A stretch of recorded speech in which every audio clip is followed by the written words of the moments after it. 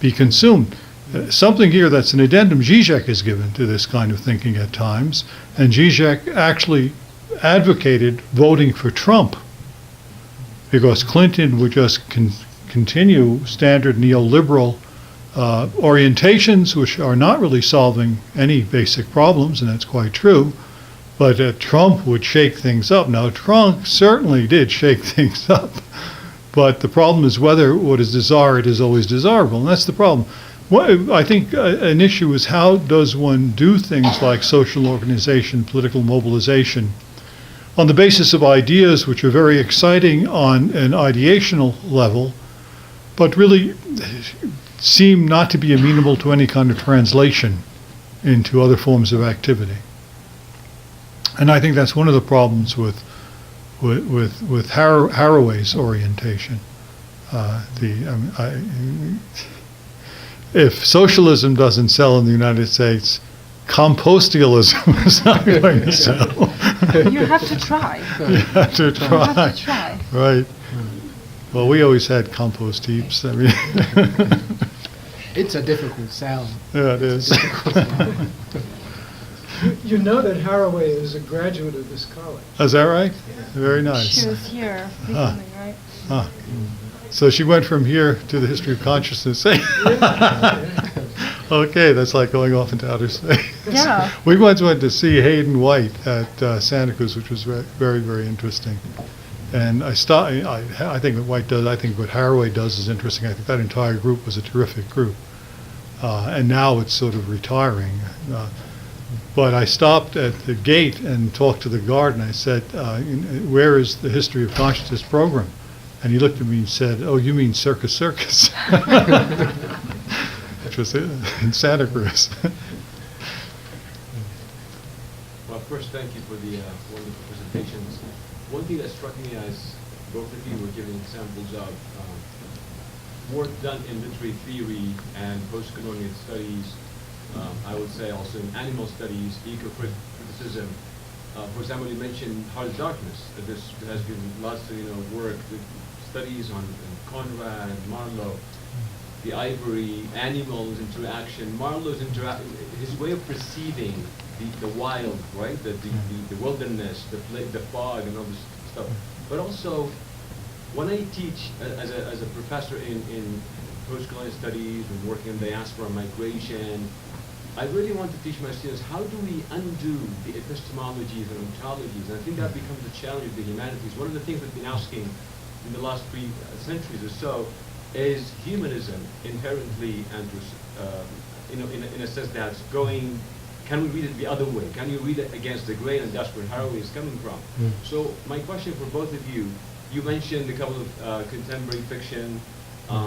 Two things that actually came to mind are Arundhati Roy, The God of Small Things, and also the work of Zadie Smith, White Teeth, where this sense of very kind of, the amalgamation of so many species coming together, right? This is what London is about. This is what the immigrant community of, Brick Lane, if you think about it that way. So how do we undo these epistemologies in a realistic, liberal, educational, setting?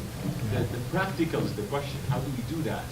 When we actually, humanities, were used to do thinking in a specific way. I was trained as a post-colonialist to do certain things in a specific way, but also when I read Haraway, Spivak, and all the Chakrabarty and so on and so forth, we're still working within the same realm of thinking. So how do we get out of that? It's a brilliant question. You want to? Well, the beginning answer is trying hard. But there are two ways of doing it. And I think one way is, to me, more plausible. One way is to believe you can leap beyond and come up with something completely different. Or if you can't, if you argue, as Marx did and many Marxists do, that we don't have the epistemology to imagine other possibilities that are radically different. So you can't do anything to really bring it about. What you can do is to dismantle what exists. That's Stephen Bannon's idea of deconstruction, which is destruction. The other notion, which is something I am more inclined to, is to see deconstruction as a form of immanent critique. And that is to say that it goes within the systems and sees how the systems can undo themselves if they do indeed have counteracting tendencies, if they have what Bakhtin calls an internal dialogism.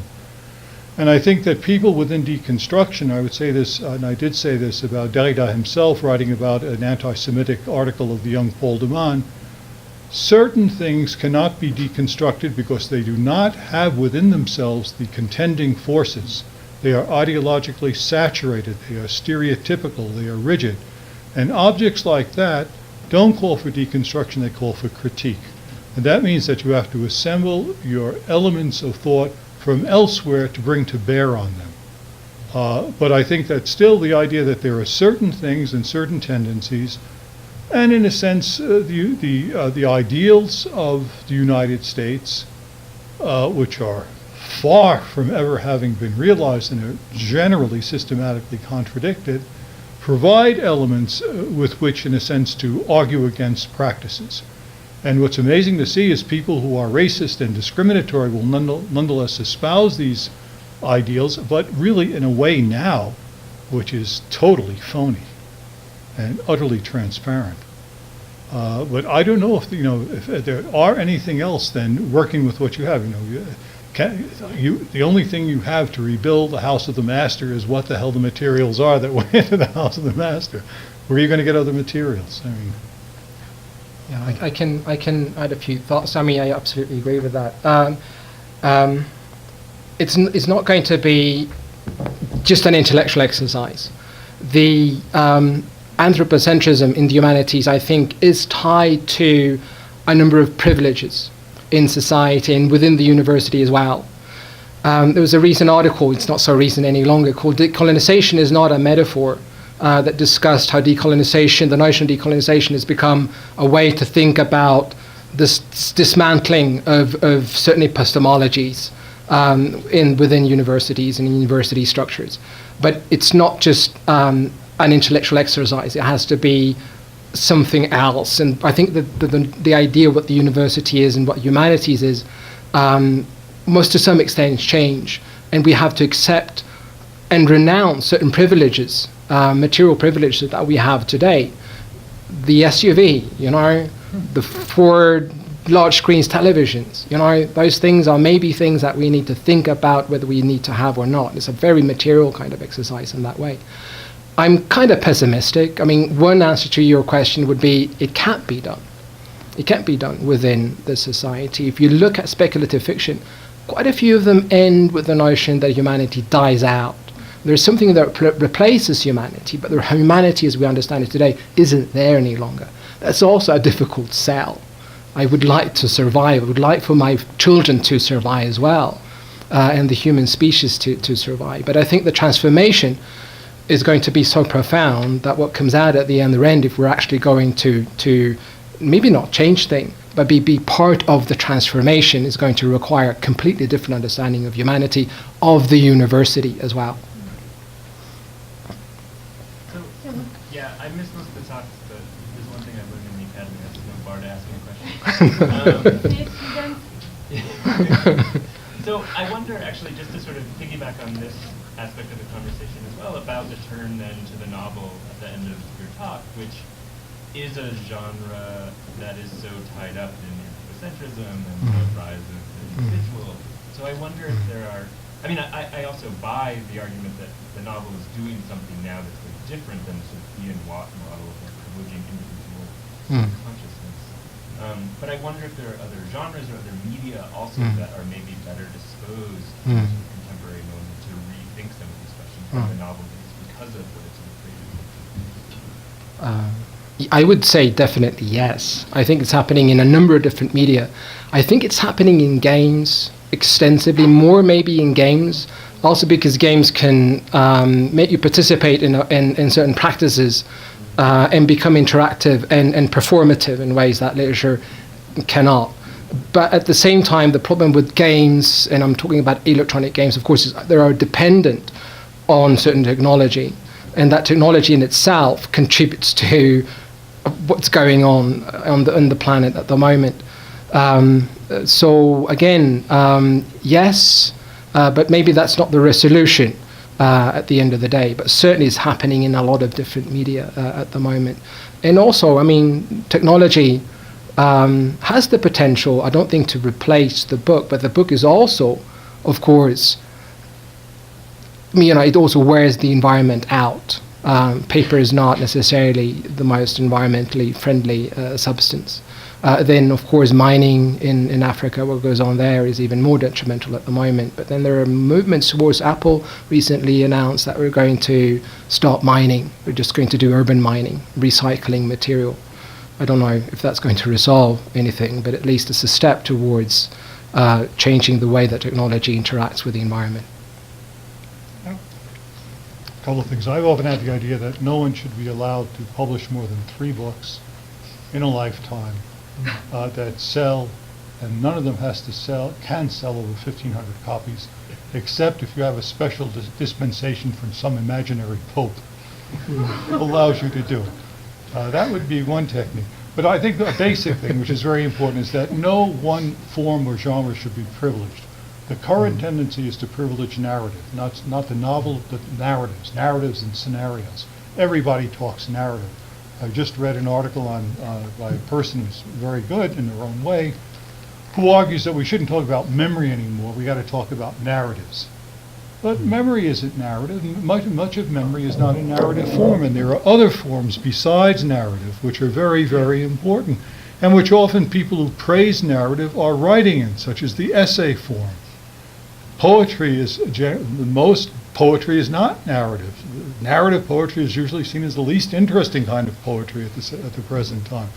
I mean, media productions, film, these are not necessarily narrative, and many things we refer to as narratives are not conforming to any model of narrative. The picaresque novel is rather bizarre. And I think that's important, not to try to find a quick fix in one form, which is then promoted as the form, which is a form of hegemony. It's a kind of weird form of hegemony, even if they're little narratives, a la Lyotard, it's still privileging something. And also I think that, having people study again indigenous cultures, and cultures where there are forms of spirituality which are not monotheistic, and which really relate to some form of preservation of the earth and other animals, and studying evolution not in terms of linear things. We went to a bunch of lectures on evolution, and it is all leading up to the human being. What is it that got the human being? What's more interesting are forms of co-evolution, how humans have evolved with other forms of animals and the types of interaction, and the implications for the idea of working with animals and not on animals. That if you want to study animals, that is terrific, but you're working with them, you're not working on them.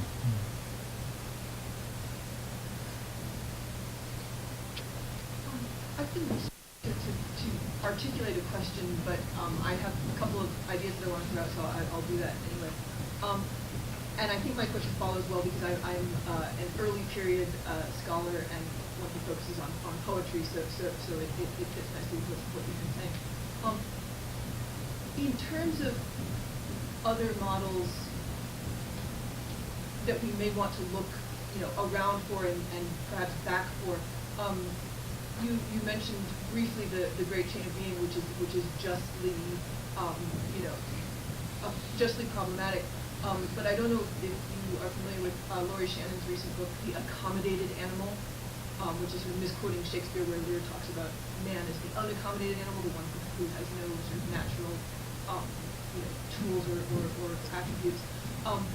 But among her really interesting pieces in this book is looking at pre-modern Europe as a place where, in addition to the problems of the great chain of being, it conceives of the relationship of humans with the rest of the world as a sort of social or political relationship. And then she sort of pins it on Descartes that as soon as you sort of split that off, then that is sort of one of the sources of the problems that Professor LaCapra was speaking to. And then another book sort of came to mind, again thinking about like where we might find people talking about these things before we were quite conscious of our problems that we have today. And I was thinking of sort of multispecies Multispecies ecology book. And the one that came to mind was actually Madeline L'Engle's A Wind in the Door, where they go into someone's mitochondria to try to, interact with the creatures there in the David. And I'm not sure that's a convincing. There's other issues with what she's trying to do in that book. But I'm just wondering how much sort of looking backwards to things that we might have sort of missed or left behind is something that you would be interested in. No, I agree. I think much medieval literature is very problematic. There's a lot of medieval literature which probably still can withstand certain kinds of treatment. I recently have been listening in French to a French translation of the Nibelungenlied by a man named Lavalière. And it's very interesting. He has an introduction, Lavalière, who's the translator, by presenting the Nibelungenlied not as the national myth of Germany, but as the myth of all Europe. And if you read or listen to the Nibelungenlied, what happens there is incredibly ugly. I mean, people are praised because they're killing a lot of other people, they're slicing off. I mean, for that to be the elevating epic that one looks to, there has to be something very problematic there. I think going back and one thing, one notion I think is an interesting notion to look at from a variety of perspectives is the foundational trauma. The way in which individuals and people's groups have a trauma that they constitute as foundational for them. The Holocaust for certainly Jewish society. 9/11 in the United States, and now 9/11 either supplemented or even displaced earlier founding myths of the unity of America, the solidarity, now became solidaristic against terror and terrorists. That was the great enemy. The other. But reading again closely indigenous myths to see if there is there are challenges, to come to the upper earth, the hope you have to go through various trials, but there isn't something like an original sin or a foundation. Original sin is a foundational trauma.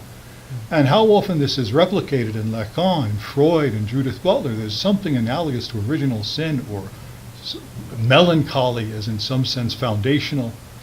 That's very questionable. It sort of gets you off on a path that is not, in general, a very good path. You really want to look to other things as somehow creating a network of beliefs or assumptions. So I think a kind of rereading of indigenous myths and seeing there are things, we often believe that the novel is new because there may be aspects discursive forms that are more like experimental novels or anti-novels than they are like the Ian Watt conventional novel or the beginning, middle, end novel. Godard's famous answer to the question, do your films have a beginning, middle, and end? That answer, it's wonderful. He says yes, but not necessarily in that order, which means they don't have but also Montaigne. Montaigne is not someone who has a very clear-cut framework, certainly nothing Cartesian, but he talks about certain things, he wanders off here, which is more like a kind of peripatetic form of thinking. If I could add to that, I think looking at indigenous cultures is interesting at this moment in time. The only societies that have a plan for life beyond the Anthropocene or a life outside of the current society are indigenous societies, right? Those, the few that remain that still practice a kind of animal relations, that's sustainable animal relations and sustainable relations between the human and the earth.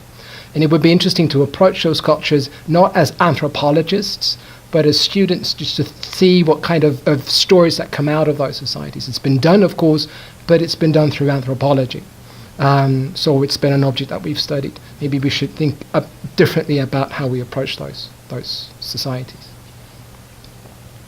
I wonder if it might be useful to think about the notion of survival as perhaps the core problem, and the notion of survival being insufficiently balanced against something like sacrifice. Thinking about how the notion of humanity is tethered to the notion of physical presence and being that could be altered in order to facilitate something like some type of radical sacrifice to facilitate changing the terms of survival, right? To alter, because survival is the problem, right?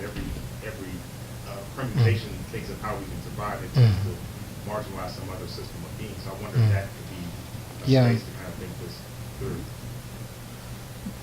I would say definitely both survival and death, I think, are absolutely crucial to this. I think what Haraway is talking about in that short quote is very much death, but